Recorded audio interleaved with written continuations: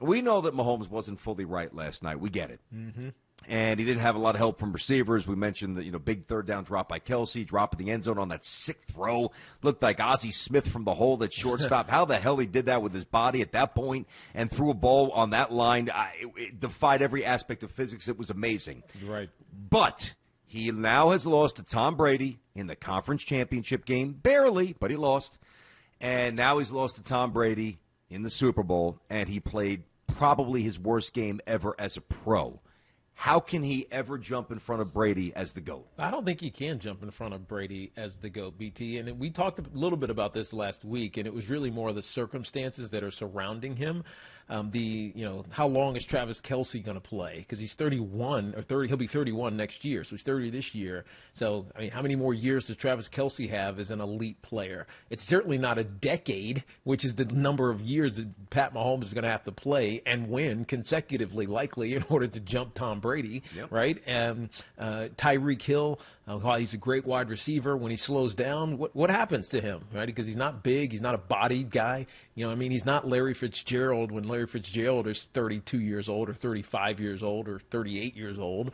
So Tyreek Hill, how long is he going to be that explosive player? And then I think the biggest one is Andy Reid. When does his coaching staff break up? Whether it's Eric Bieniemy getting a head coaching gig or Andy Reid saying, I've had enough and it's time for me to go. I think the pieces around Pat Mahomes, while he's phenomenal and he's there for a decade or at least 9 more years, I don't see the pieces around him being able to support him challenging what Tom Brady has been able to do. Now, the thing that we still have to see is what happens when Pat Mahomes has an inferior group of wide receivers, right? What happens? Like Brady had for a bunch of years. Exactly right. Yeah.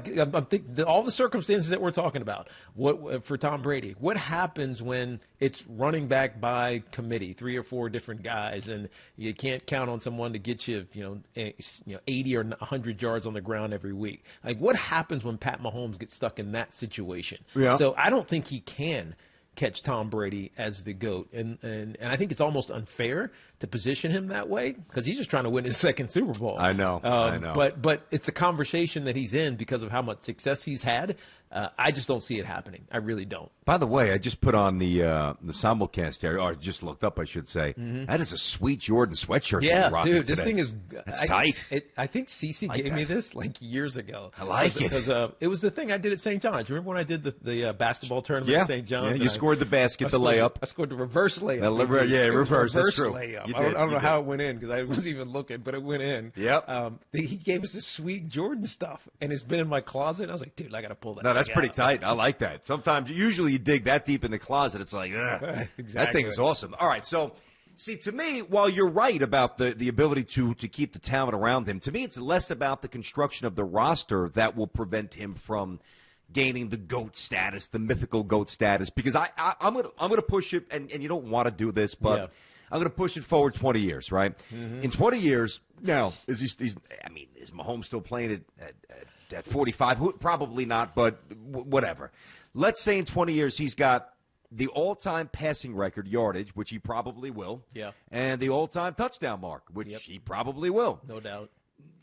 Even with that, the path to Goatsville is obstructed by 2 major roadblocks, and it's Brady. Yeah. Like the losses, the direct, at least with Jordan and LeBron, we could say, well, all right, Jordan never lost in the finals. LeBron's lost a handful of times. But he never lost to Jordan, so you can at least still kind of, craft that and then lean on the stats and the accumulation of all the other stuff that he's done and how he's playing at the age of 35. He's still great. And that propels some arguments, not necessarily mine or yours, but it does fortify many. You just can't remove that stain. You lost to him twice. Yeah, you're right. And there's been a bunch of great quarterbacks that have also lost to Tom Brady because Kurt Warner is in this category, right? He won the Super Bowl, and then he lost to Brady in the next Super Bowl. Same thing with Russell Wilson. He won the Super Bowl, not against Brady, but then he lost his second Super Bowl to Tom Brady, and now Pat Mahomes is in that same category. When it's gone head-to-head in Super Bowls, other than Eli – because Nick Foles isn't in this conversation. Other than Eli, if there are Hall of Famers facing Tom Brady, Tom Brady wins. and that puts him in a different level of the conversation, because you just can't beat. But it doesn't matter how good you are, doesn't matter how good your team has been. The greatest show on turf with the Rams, they couldn't do it, early. So it's a calling card that Tom Brady forever has on that ultimate stage. And yeah, the regular season numbers, I mean, because of the way we throw the football in the NFL these days, of course Mahomes is going to run past them. But what matters for quarterbacks is championships, especially when you have a championship against a guy that you're competing with for this conversation. The only way, and not to debate myself, but just to be fair to the argument, to incorporate another aspect here, the only way I can see that having real merit, where he's able to leap past Brady as the GOAT, is if he wins one more Super Bowl than Tom Brady, has all the requisite stats, and doesn't lose again. Because if the only loss is to Brady, that could theoretically be mitigated, be offset by the fact that Brady's lost more than once in the Super Bowl. Yes. For people trying to hang their hat on something. Right.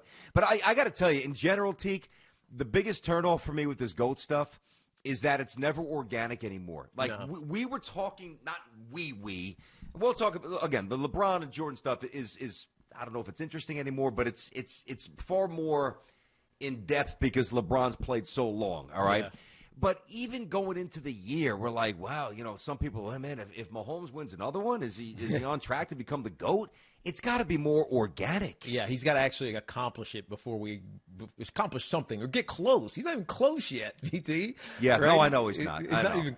He's won one, and yeah, I know he's got the MVP and the Super Bowl MVP, but he's not close to Tom Brady. And again, I think it's going to be at least a decade before we know if he's sniffing at Tom Brady right now. I mean, unless he starts winning back-to-backs. I mean, if he goes back-to-back in the next 3 years, then maybe we change our tune. Well, nobody's gone back-to-back. That's what I mean. You've only had the last time was 03-04 when it was back-to-back. That's right. It was Brady. But don't you think that would maybe start to change because it's unique? It's just like It's just like LeBron in 3 different cities winning 3 different championships. It doesn't make him the GOAT over Michael Jordan, but it gives you a unique argument. That's a smart way to look at it. Right? I would agree with that. And so that opens up the dialogue deeper. That's right. Because Tom did, but Tom was the one who did it back-to-back, by the way. Yeah. So in order for Mahomes to get that unique edge over him, he might have to go back-to-back. I didn't really incorporate that. That's pretty smart. And the other thing too is like, I know that golf is so different, as are all the other individual sports, whether you're a tennis star or whatever it might be. Yeah. But think about this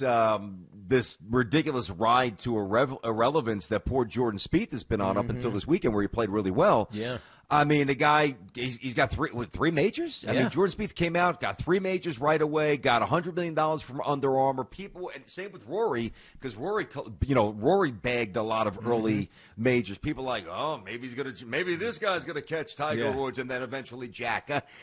And they haven't really won since. No, you're right. We just have this inclination. I don't know if it's laziness. I don't know if it's the inability or the lack of desire to actually talk about what's current, but something plagues our society. Yeah, we don't want to wait. That's what we're always in fast forward mode, and I don't mean binging shows. Of course, I don't mean that, but I mean just that's okay. By the way, that's the only way to watch. To be honest, but like the other stuff, like careers, legacies, let it marinate a little bit. That's right. Right, for a long time. This is like a crock pot, man. This isn't, you're not frying this on a grill for, let's give me a rare steak and just blacken it a little bit. This thing's got to sit for a long time.